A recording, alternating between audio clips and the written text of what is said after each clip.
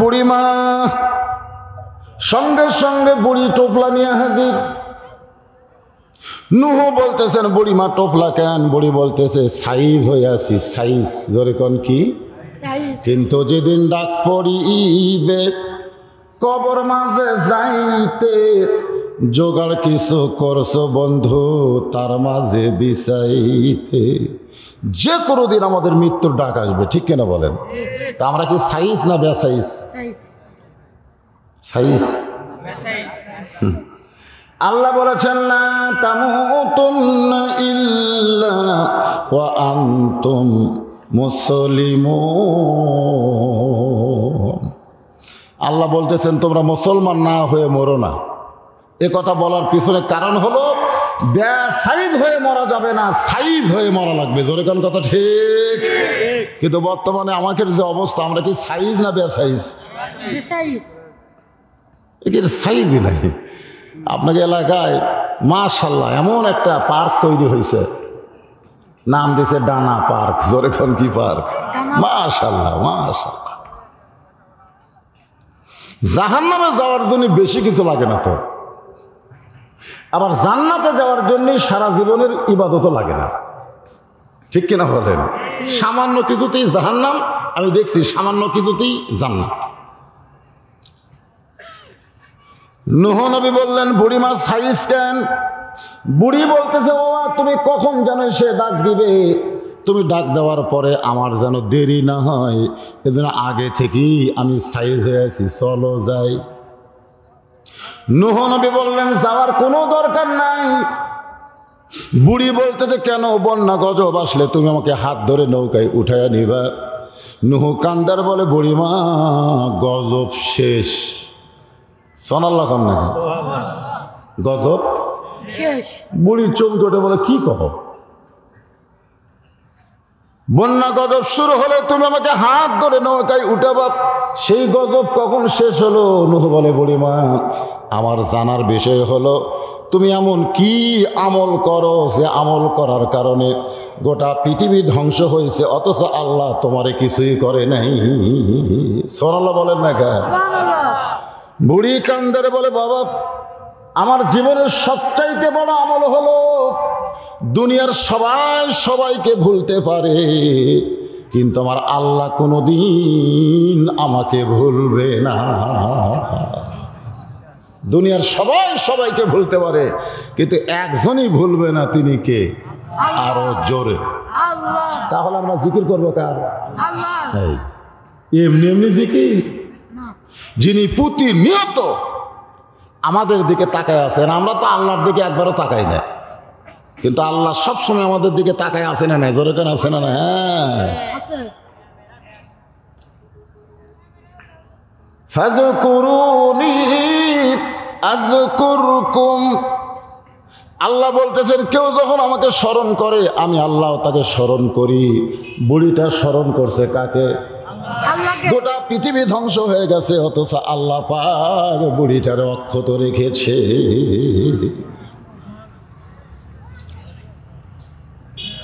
চড়কের উপরে বসে আছে আমাদের জাতির পিতা হযরত ইব্রাহিম, নিচে নমরুদের আগুন দাও দাও করে জ্বলতেছে, বাবা আজও রশি ধরে টানতেছে। ইব্রাহিম নবীর চোখ দিয়ে দর দর করে পানি পড়তেছে। এই পানি পড়াটা নমরুদের আগুনের চুলার ভয় না, আমাদের জাতির পিতার চোখ দিয়ে পানি আসতেছে বাবার কারণে। ধরে কোন কার কারণে? বাবার কারণে। দুনিয়াতে কোনো সন্তান বিপদে পড়লে বাবা তাকে কি করে? সহযোগিতা করে বিপদ থেকে বাঁচানোর জন্য। আর এমন একটা বাবা আমাদের জাতির পিতা হযরত ইব্রাহিম পাইছে যে রশি টানতেছে ছেলেকে আগুনে ফেলে দেওয়ার জন্য।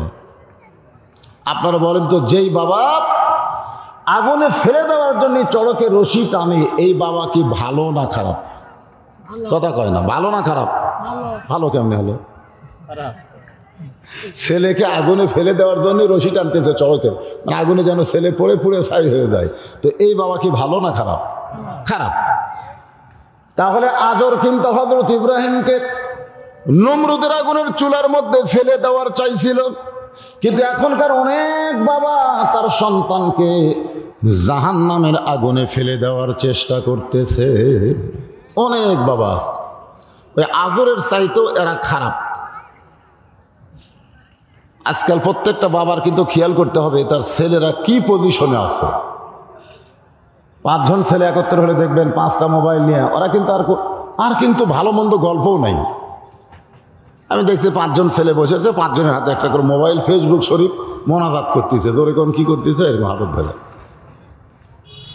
কিছুদিন আগে ফেসবুকে একটা জিনিস ভাইরাল হয়েছে, সেটা হলো এক ছেলে এরকম রাস্তার ধারে বসে থেকে পাবজি গেম খেলতেছে। কি গেম? তো ওই দিক দিয়ে কুত্তে যাচ্ছে, যাওয়ার সময় মনে করছে এটা কি খুঁটি না মানুষ, মানে বসে আছে এক ধ্যানে। কুত্তা আগে ওর পিঠ শুনছে, লড়ে না চড়ে না। পরে মনে করছে এরা মনে হয় দেওয়াল টেওয়াল হবে, গাছ টাছ হবে, এই মনে করে পেশাব করে দিছে। যেই পেশাব করে দিছে ওই জায়গায় দেখে কুত্তা দৌড় মারতেছে। হায় রে! তো আপনার ছেলে এইভাবে নষ্ট হয়ে জাহান্নামে যাচ্ছে, আপনি বাবা হিসাবে কিছু করার দরকার আছে না নাই? ধরে কোন আছে না নাই? না মনে করতেছেন আমার ছেলের যা হয় হোক আমি জান্নাতে যাব, তাই মনে করতেছেন? আল্লাহ কোরআনের সবচাইতে বড় জিকির করেছেন। জিকির মানে কি? ইন্না নাহনু নাযালনা যিকরা ওয়া ইন্না লাহু লাহাফিজুন। জিকির মানে খালি স্মরণ করা না, জিকির মানে আল্লাহর কোরআন। আল্লাহ বলেছেন আমি এই কোরআনকে জিকির হিসাবে নাজিল করেছি। সুবহানাল্লাহ বলেন। কোরআন হেফাজতের দায়িত্ব কার? তাহলে গোটা কোরআনই একটা জিকির। সবচাইতে বড় জিকির কি জানেন?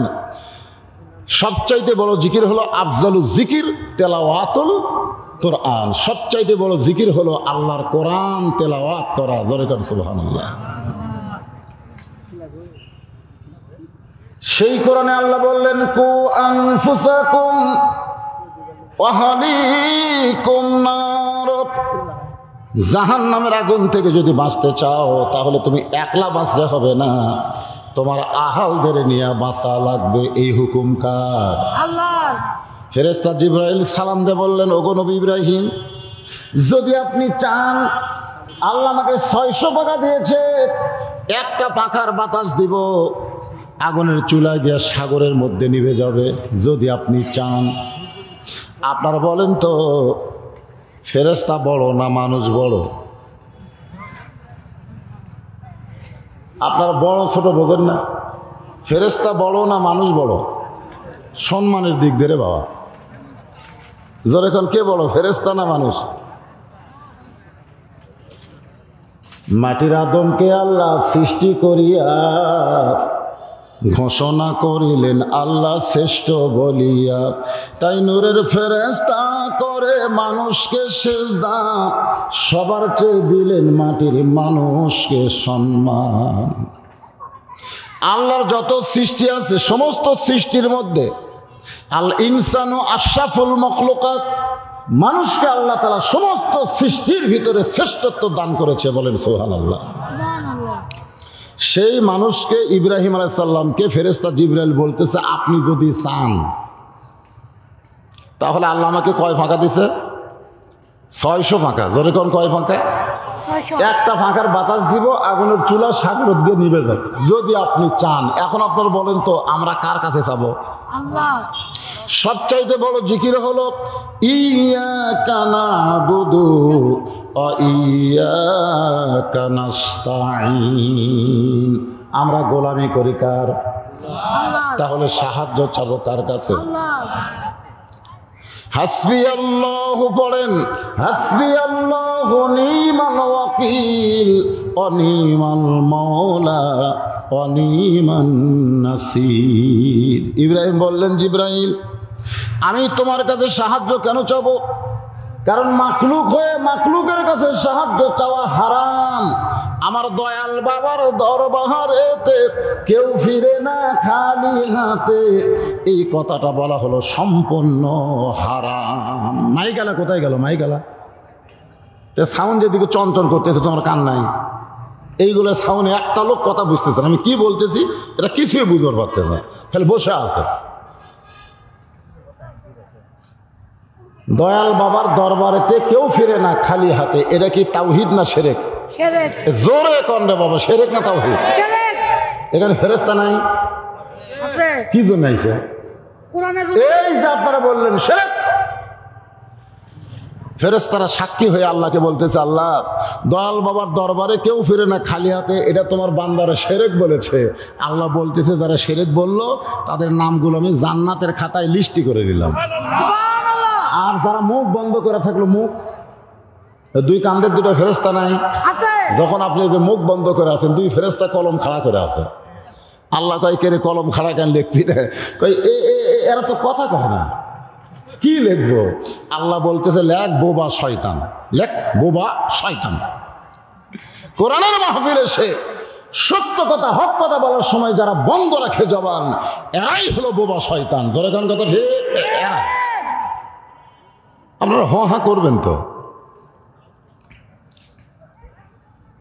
সঙ্গে সঙ্গে চড়কের রশি টান দিল, আমাদের জাতির পিতা আগুনের চুলার মধ্যে পড়তেছে। আল্লাহ কয় ইব্রাহিম চড়কের উপরে তুই আমারে স্মরণ করছিস, তুই মনে করিস না দুনিয়ার সবাই তোকে ছেড়ে গেল, আমি আল্লাহ তোকে ছাড়বো। কুল্লা ইয়ানারু কুনি বারদাও ওয়া সালামান আলা ইব্রাহিম ফাযকুরুনি আযকুরুকুম। আমরা জিকির করব কার? আল্লাহর। তাহলে আল্লাহ আমাদের কি করবেন? বিপদে আপদে মুসিবতে যেখানেই আমরা থাকি না কেন আমাদেরকে স্মরণ করবেন কে? আল্লাহ। আল্লাহ কোরআনকে লক্ষ্য করে বললেন, ইন্না নাহনু নাযালনা যিকরা ওয়া ইন্না লাহু লাহাফিজুন। সবচাইতে বড় জিকির হলো আল্লাহর কোরআন, আর এই কোরআন হেফাজত করছেন কে? আল্লাহ। আল্লাহ। এই কোরআন হেফাজতকারী হচ্ছেন আমার আল্লাহ। কেন করছেন? এই জন্যই করেছেন যে কোরআনের মধ্যে মানুষ যেন কম বেশি করবার না পারে। কোরআনে আছে মদ হারাম, ঠিক কিনা বলেন? আর বর্তমান সরকারের পক্ষ থেকে বলা হয়েছে 21 বছর বয়সে লাইসেন্স দেওয়া যাবে। লাইসেন্স, সে যদি মদ খাওয়া চায়। আর একই এলাকায় যদি 100 জন লাইসেন্সধারী থাকে তাহলে ওখানে একটা দোকান করার পারমিট দেওয়া যাবে। কোরআনে আল্লাহ কি মদ কি করছে? হারাম করছে। এখন যদি কোরআনে কম বেশি করা যেত তাহলে বর্তমান সরকার ওই মদ হারাম আয়াত তুলে দিয়ে ওই 21 বছরের কথা লেখা দিত। তোর এখন ঠিক কিনা? রে তাহাজ্জুদ পড়ে, 5 ওয়াক্ত নামাজ পড়ে, কোরআন শরীফও পড়ে, আর কোরআনে মদ খাওয়া ডাইরেক্ট আল্লাহ হারাম করেছেন। আর সেই মদের লাইসেন্স দিবি 21 বছর বয়সে। এই তো আমাদের বাংলাদেশ। মাদক মুক্ত বাংলাদেশ করার জন্য সরকার বদ্ধপরিকর। একই মুখে দুই কথা বললে হবে না, যে কোনো একটার মধ্যে থাকা লাগবে। জোরে বলেন কথা ঠিক কিনা? মাদক মুক্ত বাংলাদেশ করবার চাই, আবার 21 বছর বয়সের যুবকদেরকে লাইসেন্স দিবার চাই। এরকম ডানা পার্কে এসে মদ পান করবে, কারণ বয়স হলো 21 বছর। ধরে এখন কয় বছর? যারা মাদক মুক্ত বাংলাদেশ করবার চাই আবার লাইসেন্স দিবার চাই, বুঝতে হবে এরা মুসলমান না, এরাই হলো মুনাফিক। জোরে বলেন, এরাই হলো মুনাফিক। একে মুখের সাথে, মুখের কথার সাথে কাজের কোনো মিল নেই। লিমা তাকুলু, আল্লাহ বলেছেন মা লা তাফালুন। সর্বপ্রথম আল্লাহ নবীকে কোরআন দিলেন গারে হীরার ভিতরে। সর্বপ্রথম আল্লাহ 5টা আয়াত নাজিল করেছেন। জোরে বলেন কয়টা? 5টা আয়াত নাজিল করেছেন। নবী কিন্তু গাড়ি হিরায় আর কোনো দিন যান নাই। আমি আমার জীবনে 3 বার গাড়ি হিরায় গেছি, কিন্তু আল্লাহ নবী কোরআন পাওয়ার পরে আর গাড়ি হিরায় যাননি। সাহাবীরা বলতে রাসূলুল্লাহ, যেখানে সাধনা করার পরে আল্লাহ আপনাকে কোরআন দিল সে জায়গাটা কি আর যাবেন না? রাসূল বলতেছেন আমার উদ্দেশ্য হলো আল্লাহর কোরআন পাওয়া। কোরআনের ফজিলত আছে, গাড়ি হিরার কোনো ফজিলত নাই। জোরে কোন কথা ঠিক কিনা? আপনারা কি মনে করছেন? যে কাবার দিকে মুখ করে আমরা নামাজ পড়ি, অনেকে মনে করে কাবা বিশাল কিছু, কিছুই না। মক্কা যেদিন বিজয় হলো সেদিন নবী কাবা ঘরের দরজা খুলে 360টা মূর্তি বার করলো। ওমর হওয়ার কয় সি সি সি, আল্লাহর ঘরের মধ্যে মূর্তি? আল্লাহর নবী বলে ওমর সি সি করতেছে কেন? আল্লাহর ঘরের কোনো শক্তি আছে? আল্লাহর ঘরের কোনো শক্তি নাই। আল্লাহ ওয়ালারা যদি কাবার আশেপাশে থাকে তাহলে কাবা ভালো থাকবে, আর আল্লাহর ঘর কাবা ঠিকই আছে। আর শয়তান কাবার আশেপাশে দখল করছে, তাহলে কাবা কে আর ভালো থাকে? আজকে আপনাদের গ্রামের মসজিদ ভালো থাকবে কতক্ষণ? যতক্ষণ মুসল্লি মসজিদে থাকবে। জোরে কোন কথা ঠিক কিনা? মুসল্লি নাই মসজিদ ভালো থাকে না। মসজিদ কার ঘর? আল্লাহর ঘর, কিন্তু তারপরেও সুন্দর থাকবে না যদি আল্লাহ ওয়ালার আশেপাশে না থাকে। নবী গারে হীরা থেকে আসার পরে আল্লাহ অবারিতভাবে নবীর উপরে আল্লাহর কোরআন নাজিল শুরু হয়ে গেল। সুবহানাল্লাহ বলেন। সুবহানাল্লাহ। গোপনে গোপনে নবী কোরআন তেলাওয়াত শুরু করলেন। এই খবর মক্কার কাফেররা শুনতে পেরে নবীর ঘরের চারিধারে দাঁড়ায় দাঁড়ায় তারা কোরআন শরীফ শোনা শুরু করে দিল। একদিন আবু জেহেল বলতেছে, এত সুন্দর কোরআনের বাণী মনে হয় সারা রাত দাঁড়িয়ে দাঁড়িয়ে শুনি। আবু জেহেল বলতেছে, এত সুন্দর কোরআনের বাণী মনে হয় সারা রাত দাঁড়িয়ে দাঁড়িয়ে শুনি। আল্লাহ তাআলা আয়াত নাজিল করলেন, সামিনা ওয়া তাআনা। আবু জেহেল, কোরআন শুধু শোনার জন্য দুনিয়াতে আমি আল্লাহ পাঠাই নাই, কোরআনকে গ্রহণ করার জন্য প্রেরণ করা হয়েছে। সুবহানাল্লাহ কর না?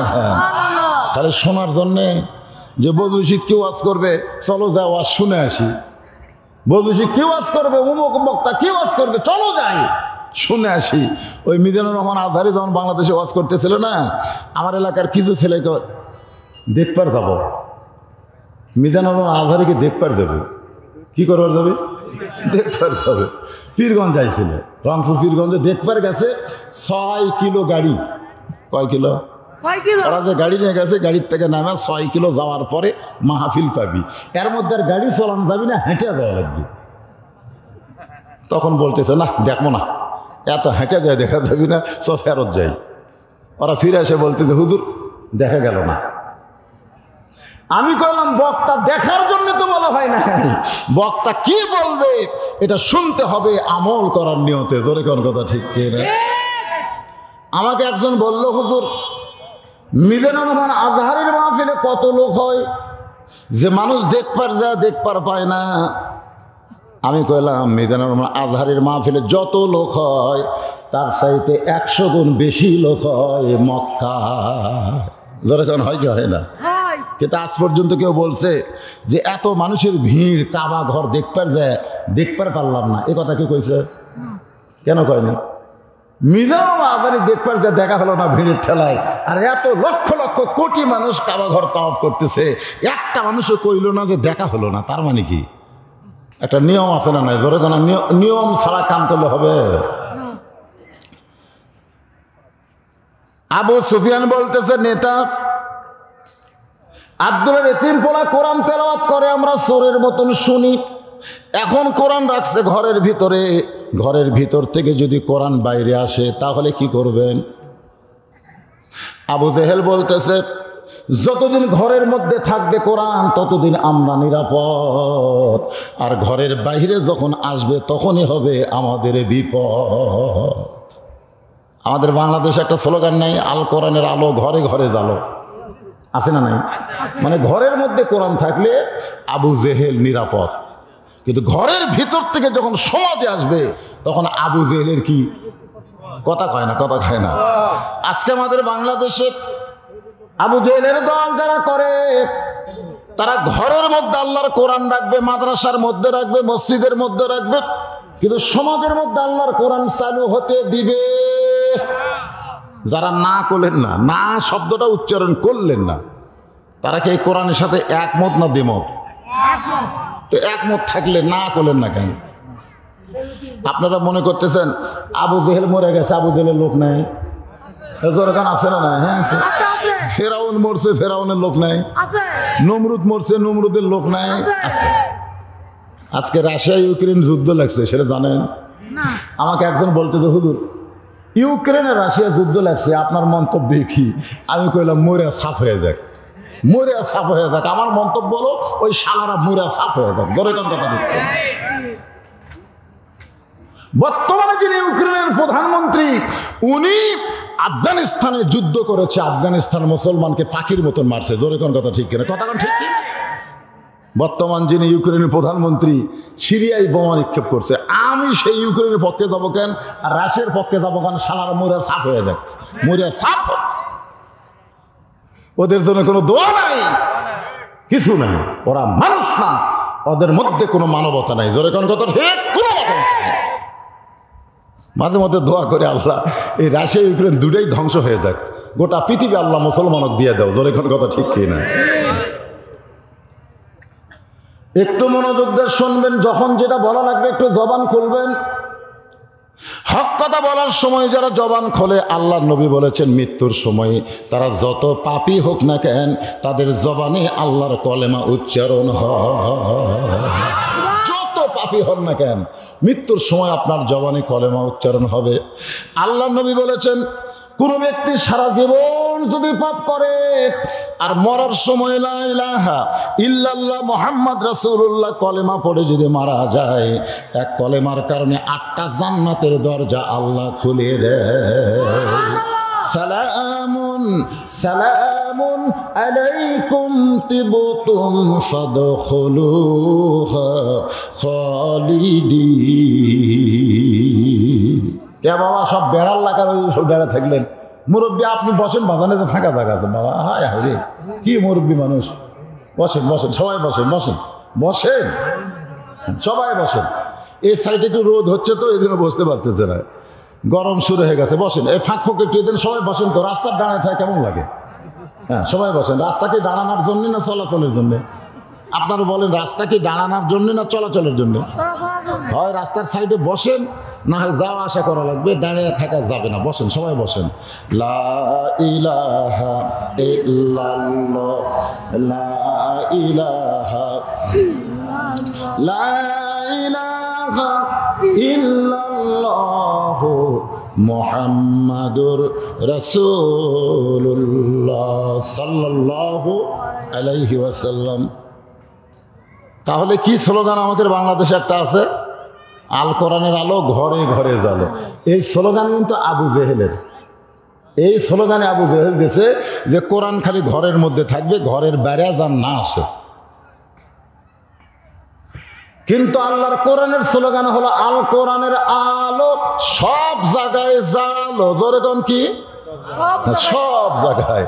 আপনি খালি ঘরের মধ্যে বাতি থাকলে হবে না, রাস্তাঘাটেও বাতি থাকার দরকার আছে। আছে না নাই? জোরে কেন আছে না? কোরআন যদি একটা বাতি হয়, কোরআন যদি একটা আলো হয়, তাহলে শুধু ঘরের মধ্যে জ্বালালে হবে না, যে রাস্তা দিয়ে আপনি ঘরে ঢুকবেন ওই রাস্তাটাও আলোকিত হতে হবে। ঠিক কিনা বলেন? এই জন্য স্লোগান হবে। এটা হলো আল্লাহর কোরআনের পক্ষে স্লোগান। অনুনাজ্জিলু মিনাল কুরআনি মা হুয়া শিফাউ ওয়া রাহমাতুল লিল মুমিনিন। আবু সুফিয়ান বলতেছে নেতা, তাহলে কি করবেন?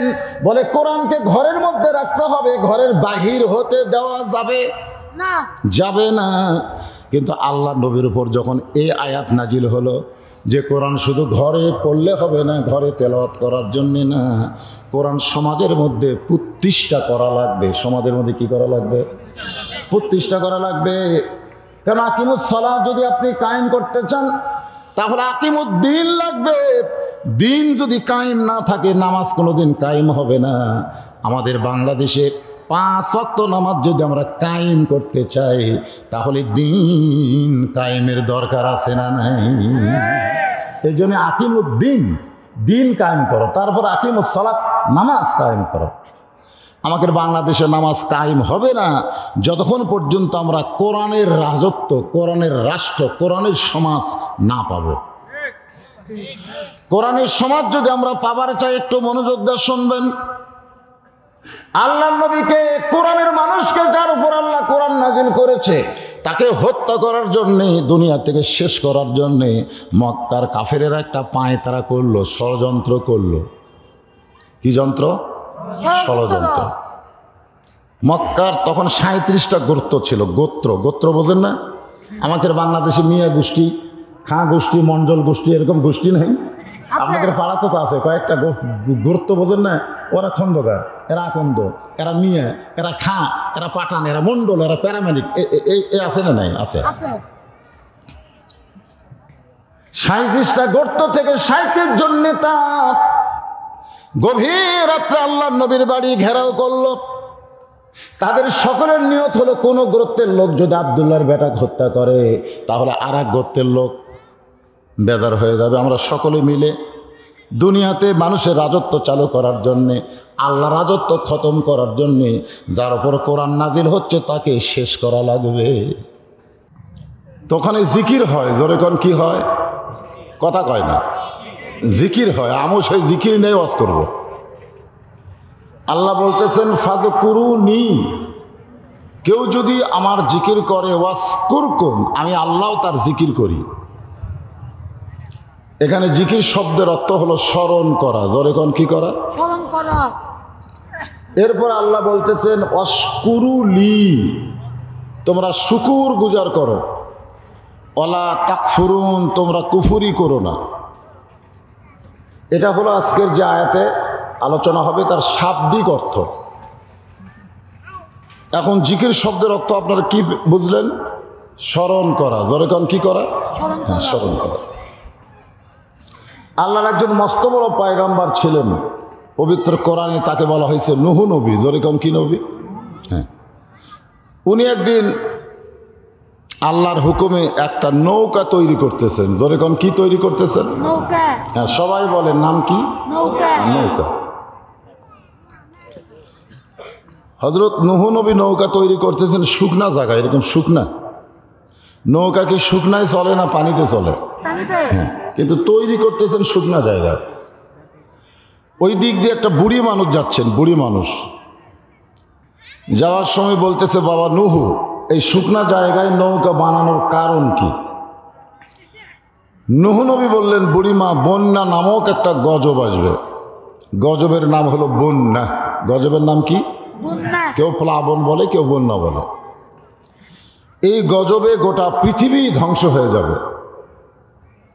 পৃথিবীতে যত প্রাণী আছে সমস্ত প্রাণী কি হয়ে যাবে? ধ্বংস হয়ে যাবে। কেবলমাত্র এই নৌকার ভিতরে যারা জায়গা পাবে তাদেরকে আল্লাহ ধ্বংস করবে না। বুড়িটা আশ্চর্য হয়ে বললেন, বাবা, তোমার এই সামান্য নৌকায় পৃথিবীর সবাইকে জায়গা পাবে? নূহ বললেন, বুড়িমা, কেবলমাত্র ইমানদার বান্দা বান্দি যারা নৌকার ভিতরে জায়গা পাবে তারা, বেঈমানদের জায়গা এই নৌকায় হবে না। এখন চিন্তা করেন কারা জায়গা পাবে? একটা জিকির আছে, নফি ইসবাতের জিকির, লা ইলাহা ইল্লাল্লাহ। লা দিয়ে আমরা কি করি? সব কিছু নাই করে দিই, আর ইল্লাল্লাহ বলে আমরা একমাত্র বিশ্বাস করি আল্লাহকে। ঠিক কিনা বলেন? এটাও একটা জিকির। সবচাইতে উত্তম জিকির হলো লা ইলাহা ইল্লাল্লাহ, আফজালুজ জিকির। আল্লাহ রাসূল বলেছেন সবচাইতে উত্তম জিকির হলো লা ইলাহা ইল্লাল্লাহ। সঙ্গে সঙ্গে বুড়ি বললেন, লা ইলাহা ইল্লাল্লাহু নূহ নবিয়ুল্লাহ। পৃথিবীর সর্বশ্রেষ্ঠ জিকির হলো লা ইলাহা ইল্লাল্লাহ। নূহ বললেন, বুড়িমা, আপনার আর কোনো টেনশন নাই, আপনার আর কোনো চিন্তা নাই। ওয়ালা তাখাফ ওয়ালা তাহজান, আপনার কোনো ভয়ও নাই। কিসের ভয় নাই? বন্যার পানিতে মরে যাওয়ার কোনো ভয় নাই। ওয়ালা তাহজান, আপনি যে ডুবে যায় পানি খাবেন ওই চিন্তাও আপনার নাই। বরং বন্যা গজব যখন শুরু হবে তখন আপনাকে আমি হাতটা ধরে এই নৌকার উপরে উঠাইয়া নেব। সঙ্গে সঙ্গে বুড়ি বললেন, আলহামদুলিল্লাহ। বন্যা গজব যখন শুরু হবে তখন আপনার হাতটা ধরে আমি নৌকায় উঠাইয়া নিব। এ কথা কে বললেন? নূহ নবী। আর বুড়ি প্রশংসা করলো কার? নূহুর করছে? আজকে আমাদের বাংলাদেশে আমরা মানুষের প্রশংসা করি, আমরা নেতার প্রশংসা করি, আমরা নেত্রীর প্রশংসা করি, আমরা বক্তার প্রশংসা করি, আমরা বহু মানুষের প্রশংসা করি। ঠিক কিনা বলেন? কেউ যদি সারা জীবন মানুষের প্রশংসা করে তার কোনো লাভ হবে না। লাভ হবে যার প্রশংসা করতেছেন তার। কিন্তু কেউ যদি আল্লাহর প্রশংসা করে আমার আল্লাহর কোনো লাভ হবে না, বরং যিনি প্রশংসা করতেছেন তার লাভ হবে। তাহলে আমরা প্রশংসা কার করব? আরো জোরে। বন্যা গজব শুরু হয়ে গেল, গোটা পৃথিবী পানির তলে ডুবে গেল। একেবারে সব কিছু 40 দিন, ধরে কোন কয়দিন? 40 দিন। এই যে আমাদের বাংলাদেশে তাবলিগ ভাইরা চিল্লা দেয় না, 3 চিল্লা 3 চিল্লা। আপনারা বলেন তো 3 চিল্লা কোথা থেকে আসলো? মুসা নবী 40 দিনের জন্য হারুন আলাইহিস সালামকে একটা দায়িত্ব দিয়ে চলে গেছিলেন, এই এক চিল্লা। আর এক চিল্লা হলো ইউনুস আলাইহিস সালাম মাছের পেটে 40 দিন ছিলেন, ধরে কোন কয়দিন? 40 দিন। এটা এক চিল্লা। আর এক চিল্লা হলো নূহ নবী বন্যা হলে 40 দিন গোটা দুনিয়া পানির তলে ডুবেছিল। এভাবে চিল্লা এসেছে। 40 দিন পরে পানি যখন কমে গেল, নবীর নৌকা যদি পর্বতে ভিড়ে গেছে, এখন পর্যন্ত সে নৌকা ওই জায়গাতেই আছে। জোরে কান সুবহানাল্লাহ। সুবহানাল্লাহ। এখন পর্যন্ত নূহ নবীর নৌকা আল্লাহ অক্ষত অবস্থায় রেখে দিয়েছেন দুনিয়ার সমস্ত মানুষকে দেখানোর জন্য। আল্লাহ বলেছেন সিরু ফিল আরদ, তোমরা দুনিয়া ভ্রমণ করো। কাইফা কান আকিবাতুল মুকাজ্জিবিন, মিথ্যাবাদীদের সত্যবাদীদের কি পরিণতি হয়েছে এটা তোমরা নিজের চোখে দেখতে পাবে। জোরে কান সুবহানাল্লাহ। সুবহানাল্লাহ। আল্লাহ ডাকতে বলে নূহ, নৌকার খবর কি? তোমার খবর কি? গোটা বিশ্বের খবর কি? নূহ নবী বললেন নৌকার মধ্যে আছে যারা জীবিত আছে তারা, নৌকার বাহিরে যারা ধ্বংস হয়েছে তারা। নৌকার ভিতরে যারা আছে তারা কি আছে? জীবিত। আর নৌকার বাহিরে যারা, তারা ধ্বংস হয়ে গেছে। আল্লাহ বললেন নূহ এই বুড়িটার খবর কি?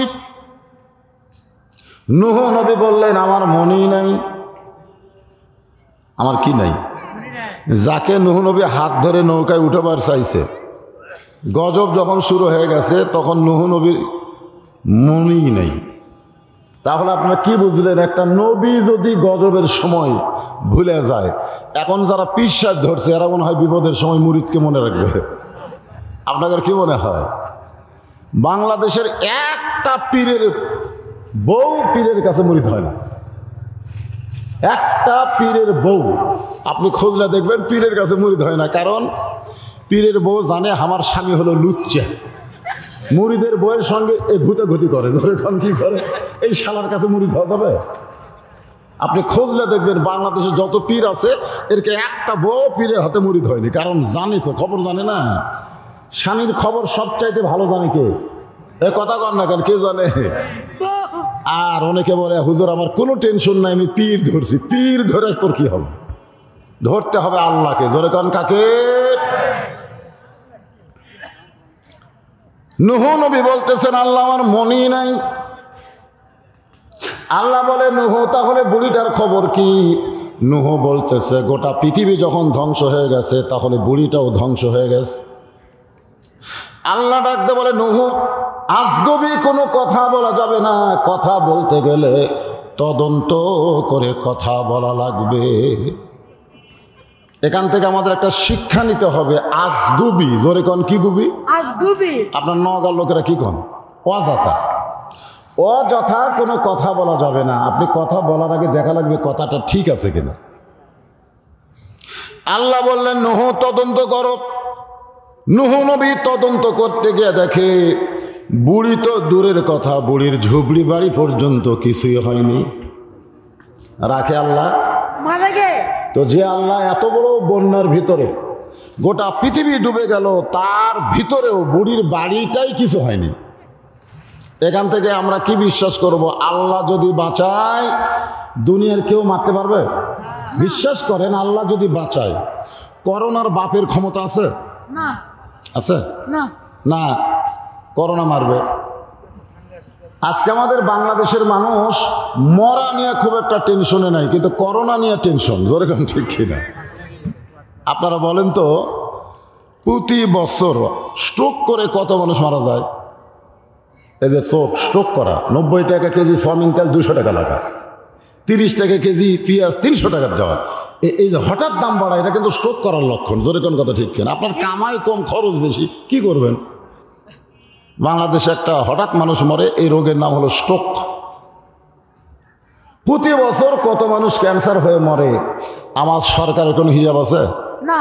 আর 3 বছর করোনা হয়ে মরছে মাত্র 29 জন। এই হিসাব নিয়ে কি হায় হায় রে,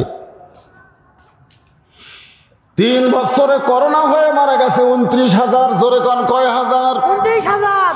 আর প্রতি বছর ক্যান্সার হয়ে মরে 50,000-এর বেশি। তাহলে ক্যান্সার সম্পর্কে, স্ট্রোক সম্পর্কে সরকারের কোনো গুরুত্ব নাই, যত গুরুত্ব হলো করোনা। আর আমাদের বাংলাদেশের কিন্তু মানুষ মরা নিয়ে কোনো টেনশনই নাই, খালি করোনা নিয়ে টেনশন।